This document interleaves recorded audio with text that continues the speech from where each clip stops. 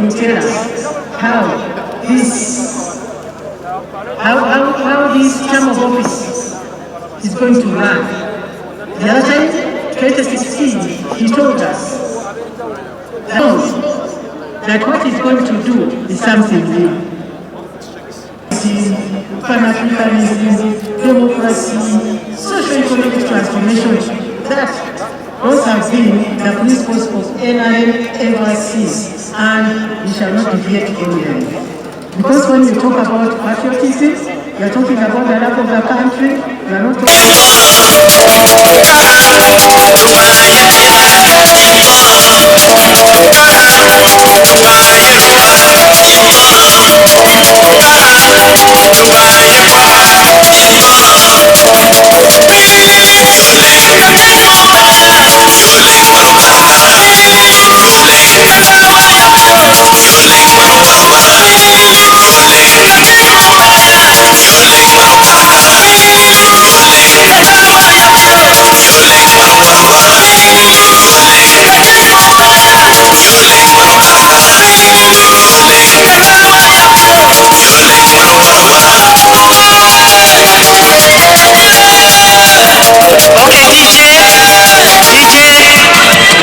DJ, thank you.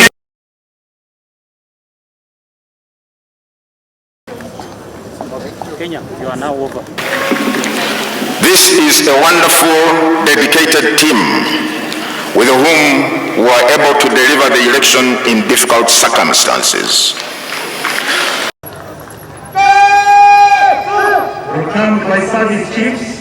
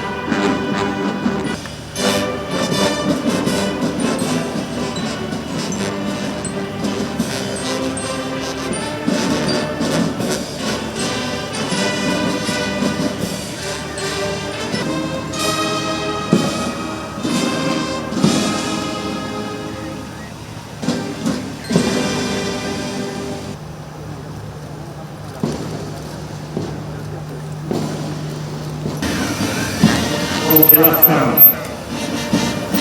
Through the academy, later on, as we crown the new president of the Republic of Uganda, to inspect the fruit to his first term after taking the office.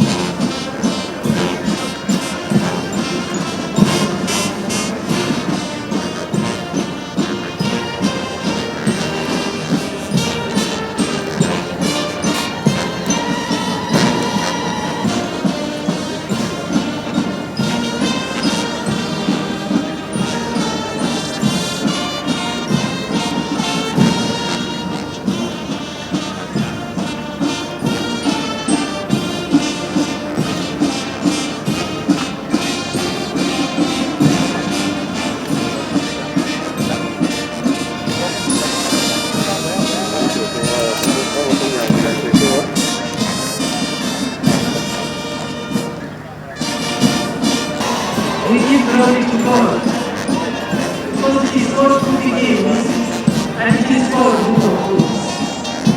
The term of office we started in 2016 was blessed by God, and it is God who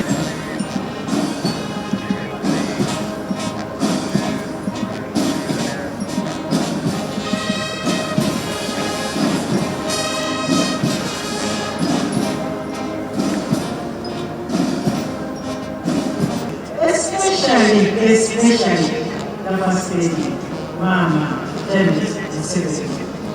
I could see when he was campaigning, she was always by God, who is the guest of honor of this commission. I would like to thank the NRM Secretariat, the members of state, they are here, led by the Secretary General Right Oath. We went out to fight for. We thank His Excellency the President, because whenever he holds the flag of NRM, we are always sure that we will win, and we will always win. We never been worried. We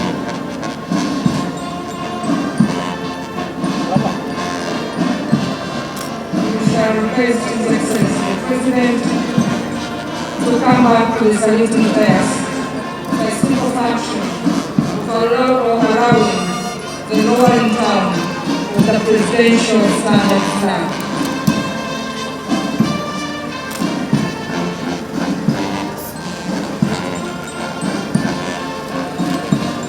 And the lowering of the presidential standard flag has already indicated symbolizes the end of the presidential term in 2016-20 presidential term 2016.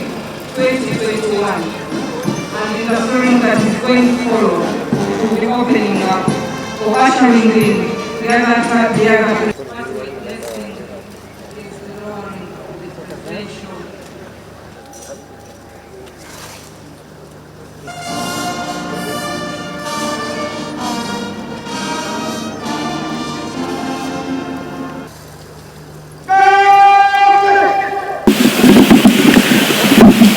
Your Excellency, the President-elect, your AD and international organizations, His Excellency, the Vice President of Uganda,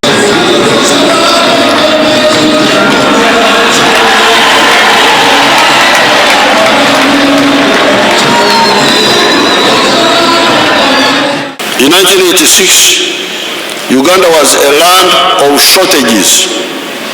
No sugar, no soap, no paraffin, no textiles, no sodas, no salt, no beer, no petrol, etc., etc. With the limited waking up of some of the sections of the population, Uganda now is a country of surpluses. Maize, where we produce 5 million tons per year, but consume only 1 million tons within Uganda. Milk, we produce 2.6 billion liters, but consume only 800 million liters. Bananas, beef, sugar, where we produce 600,000 tons, but consume only 380,000 tons.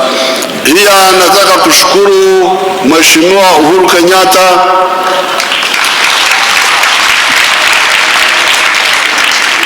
amenipatia mkataba wa tani elfu 90 kwa kila mwaka. On behalf of the Commission, I do congratulate you, candidate Yoweri Museveni Tuhaburwa Kaguta, for being elected President of the Republic of Uganda for another term.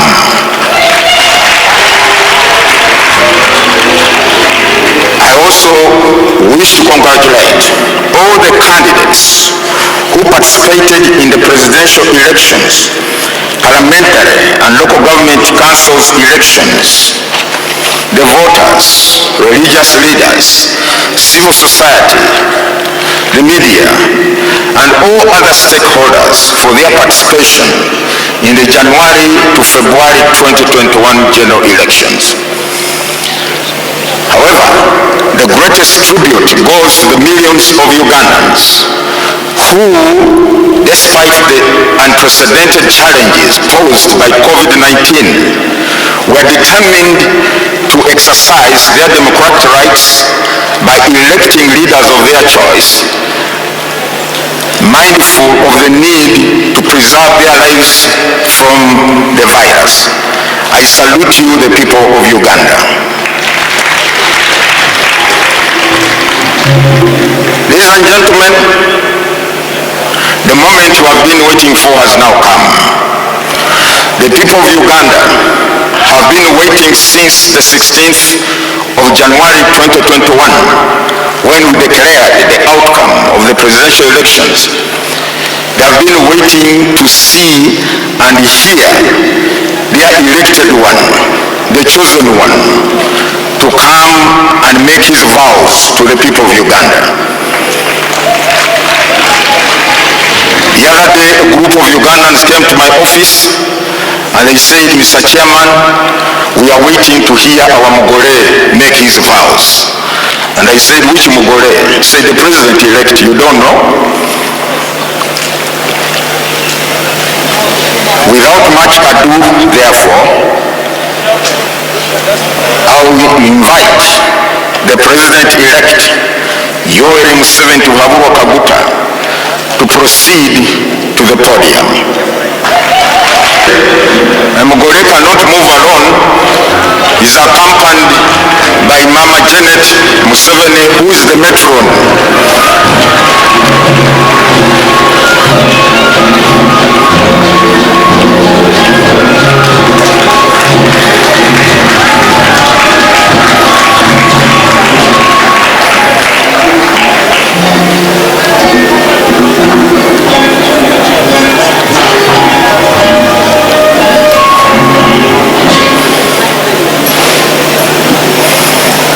At this juncture, let me also invite His Lordship, the Chief Justice, the priest who is going to conduct the vows, to come to the podium.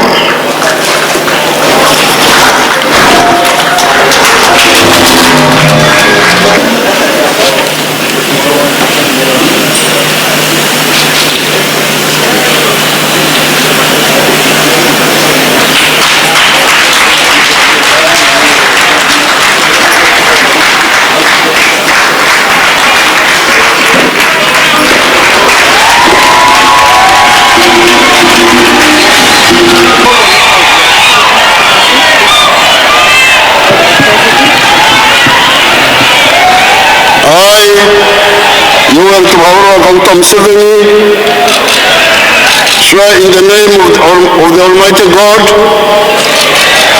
that I shall faithfully exercise the functions of the President of Uganda and shall uphold, preserve, protect, and defend the Constitution and observe the laws of Uganda, and that I shall promote the welfare of the people of Uganda. So help me God.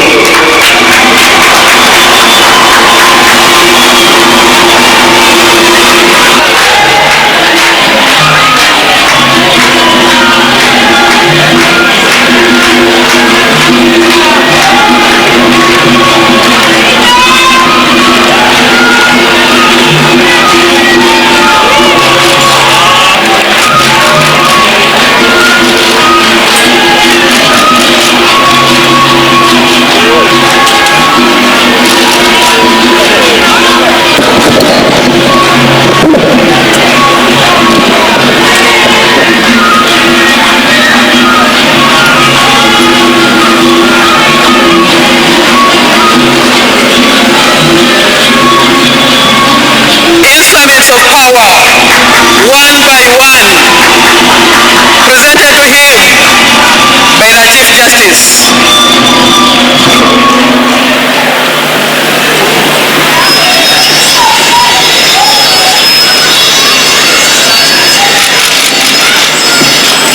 The President is now receiving the national flag.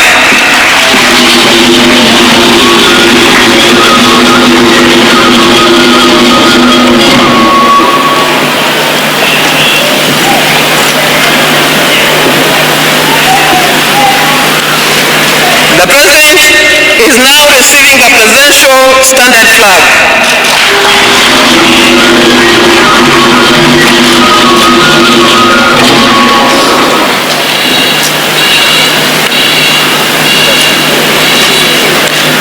The President is now receiving the national anthem.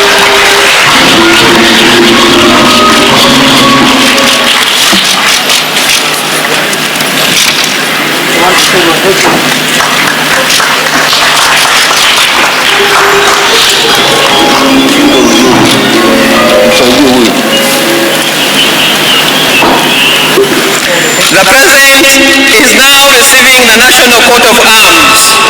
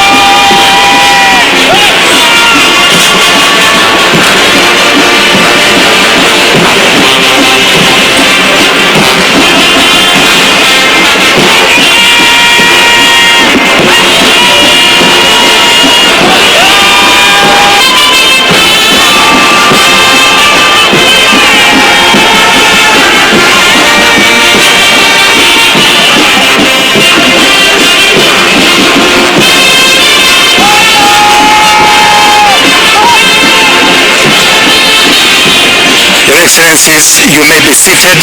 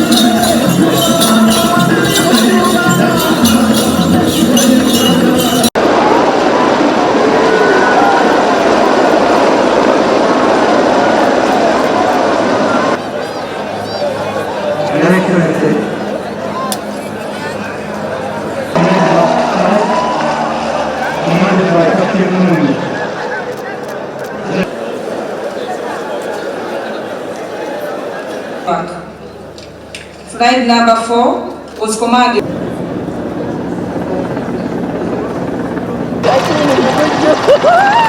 Carrying the national flag of Uganda, the East African flag, the Joint Forces flag, and the Special Forces Command flag.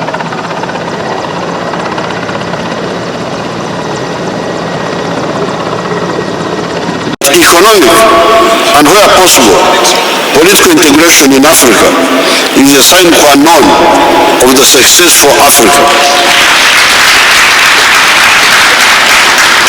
If we are to address the issue of the prosperity of our people and strategic security of Africa, apart from other considerations, I'm glad we are working on the Continental Free Trade Area for the common market of the whole of Africa and on the Confederation of East Africa as a first step to the East African Political Federation.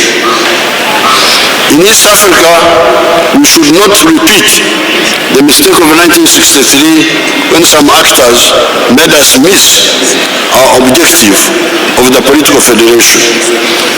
Black people suffering almost everywhere. Everywhere the black people are suffering.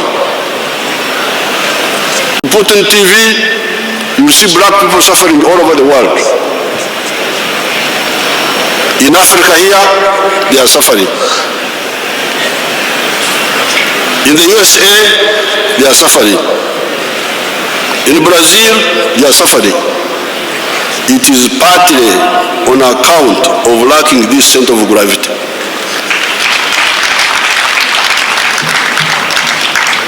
Nobody cares about Africans. Nobody thinks Africa.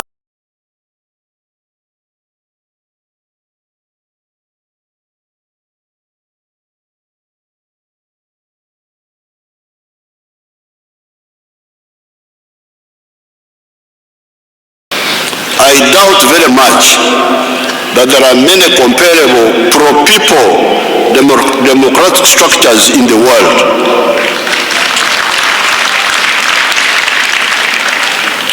These people are sitting here. They are not a story. They are human beings. They are all here.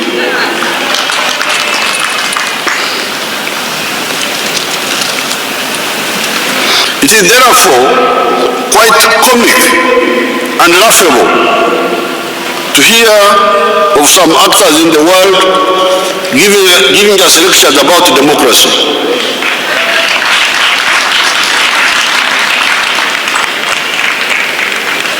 You give me lecture about democracy? What are your own credentials?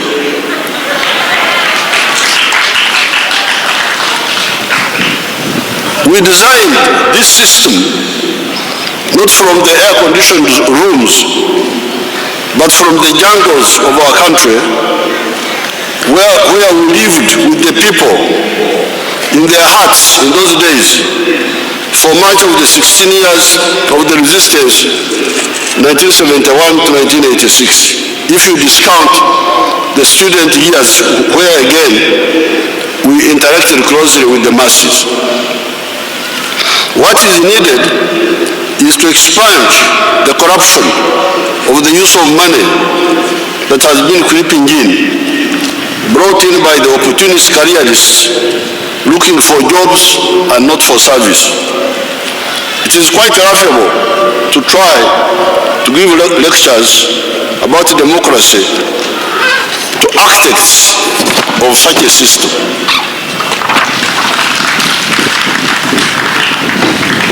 We built this system for our people.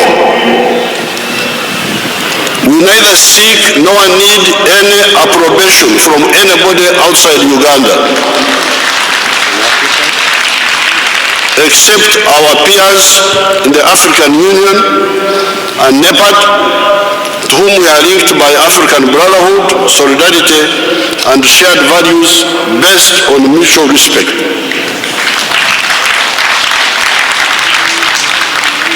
We can also share our experience with those beyond the African shores on the basis of mutual respect. If you want to know what we are doing in a respectful way, we can share with you. But no lectures.